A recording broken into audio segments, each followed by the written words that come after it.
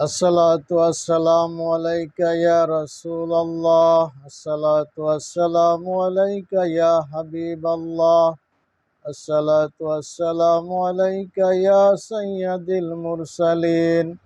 আসসালাতু আসসালামু আলাইকা ইয়া রাহমাতাল লিল আলামিন।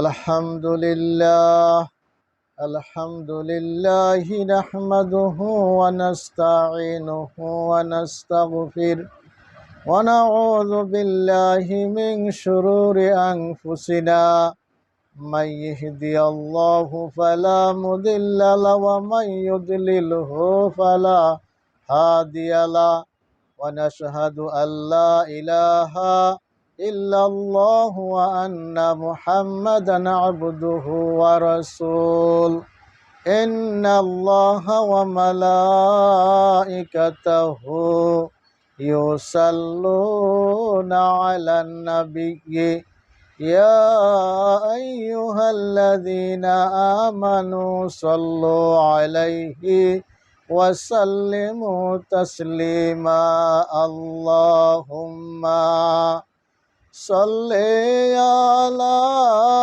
سيدنا مولانا محمد وعلى آل سيدنا مولانا محمد اللهم صل على سيدنا مولانا محمد وعلى آل سيدنا মাওলানা মুহাম্মদ।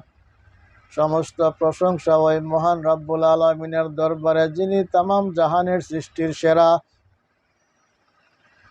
আশরাফুল মুখলুকাত হিসাবে সৃষ্টি করে দুনিয়াতে পাঠাইয়াছেন আমাদেরকে।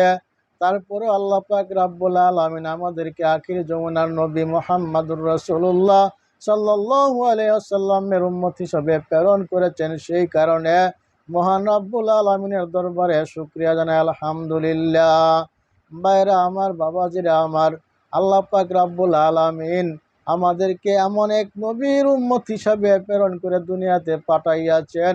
এই নবীর উম্মত হওয়ার জন্য অন্য অন্য নবীরও আবদার করেছেন, কিন্তু আমরা কোনোদিন এই নবীর উম্মত হইতে আল্লাহর কাছে আরজি জানাই নাই। আল্লাহ দয়া করে, মায়া করে আল্লাহ আমাদেরকে স্বেচ্ছায় কিন্তু আমাদেরকে এই নবীর উম্মত হিসেবে দুনিয়াতে পাঠাইয়াছেন। ভাইরা আমার, বাবাজিরা আমার, এই নবীজির উম্মত হওয়ার খাতিরে আল্লাহ পাকের দরবারে আমরা শুকরিয়া জানাই আলহামদুলিল্লাহ।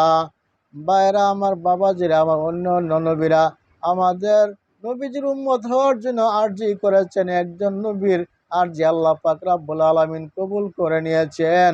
ভাইরা আমার, এই কারণে আমাদের নবীজির যেই সুন্নাহগুলি আছে, যে আকীদাগুলি আছে, এগুলো আমরা সঠিক মতে আমল করব, পালন করব।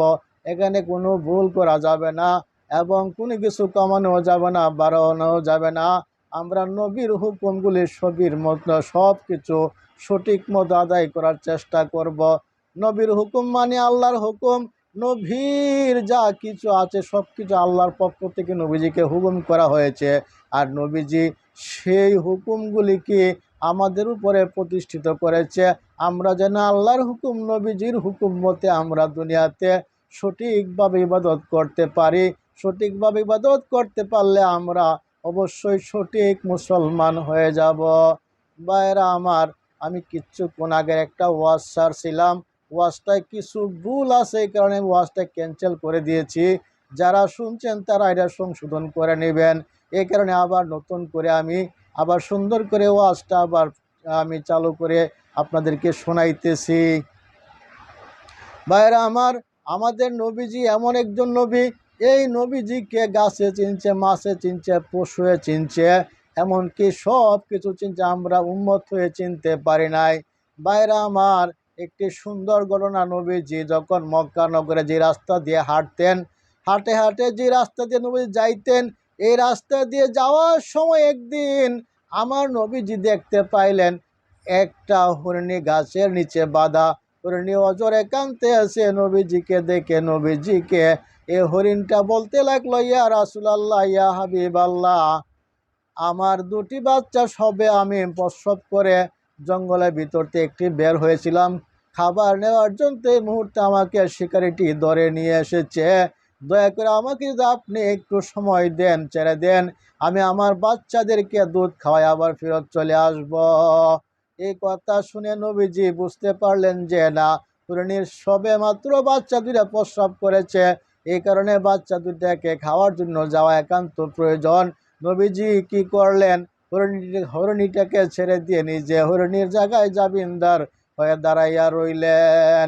কিছুক্ষণ পর যেই শিকারী হরিণীকে ধরেছিল, সেই হরিণীটাকে আবার ওই শিকারী আসলেন। আসার পরে তিনি দেখতে পেলেন যে তার শিকারী হরিণীটা নাই, সেখানে নবীজি দাঁড়াইয়া আছেন। নবীজিকে জিজ্ঞাসা করলেন, এই লোক, এখানে একটা হরিণ বাঁধা ছিল, এই হরিণটা কোথায়, কে ছেড়ে দিয়েছে, তুমি জানো কি? সে এইভাবে নবীজিকে প্রশ্ন করতে লাগলো। নবীজি বললেন, হ্যাঁ, হরিণীটা আছে, হরিণীটাকে আমি ছেড়ে দিয়েছি, ওই জঙ্গলের ভিতরে চলে গিয়েছে বাচ্চাদেরকে দুধ খাওয়ানোর জন্য, আমি এই কারণে ছেড়ে দিয়েছি, কিছুক্ষণ পরে হরিণী চলে আসবে। এই কথা বলার পরে ওই ইহাদি শিকারী রাগান্বিত হয়ে গেল। রাগান্বিত হয়ে গিয়ে বলল, এই বুকা, কি বলিস? হরিণ পশুর যা তারা চাললে কি জীবনে ফেরত আসে? কখনোই ফেরত আসবে না। যদি ফেরত না আসে, হরিণীর বদলি তোকে আমি জবাই করিব। নাউজুবিল্লাহ।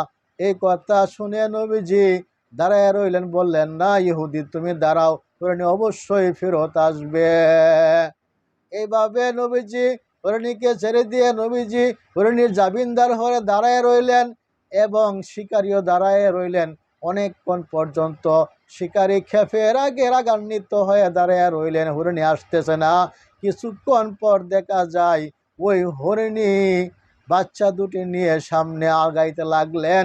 বাচ্চাটির কাছে গিয়ে হরিণী বললেন, এ আমার বাচ্চারা, আমি শিকারীর কাছে ধরা পড়ে গিয়েছি, আমি শিকারীর কাছে ধরা পড়ে গিয়েছি। আমি তোদেরকে দুধ খাওয়ানোর জন্য আমি একজন মানুষকে জামিনদার করে দিয়েছি, তিনি হলেন এই দুনিয়ার রাহমাতাল লিল আলামিন। তিনাকে জামিনদার করে আমি তোদের কাছে এসেছি, তোরা জন্মের মতো দুধ খেয়ে নে, আমি আর ফিরত আসবো না। এই কথা বলার পরে হরিণীর বাচ্চাগুলি মনে মনে মাকে ঘৃণা করতে লাগলো। হ্যাঁ মা, তুমি কেমন হরিণী হলা? তুমি আখিরি যমুনার নবী মুহাম্মদুর রাসূলুল্লাহ সাল্লাল্লাহু আলাইহি ওয়াসাল্লামকে জামিনদার করে তুমি আমাদেরকে দুধ খাওয়াইতে এসেছো। না না, আমরা তোমার দুধ পান করব না।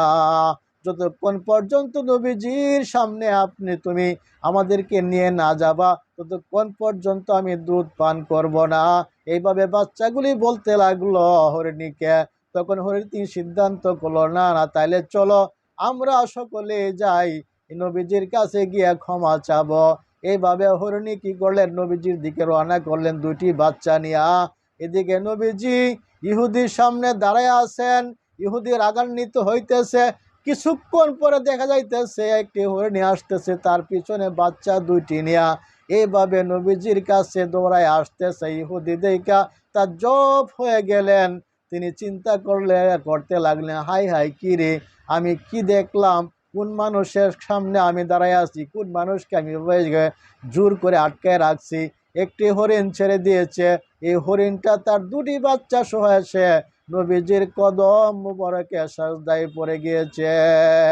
বাইরামা, এই সব সুন্দর নবীজির অলৌকিক ঘটনা দেখে ইহুদির মন নগদে পরিবর্তন হয়ে গেল এবং নবীজির সঙ্গে সঙ্গে নবীজির হাতে হাত রেখে বায়াত হয়ে কালিমা গ্রহণ করে মুসলমান হয়ে গেল।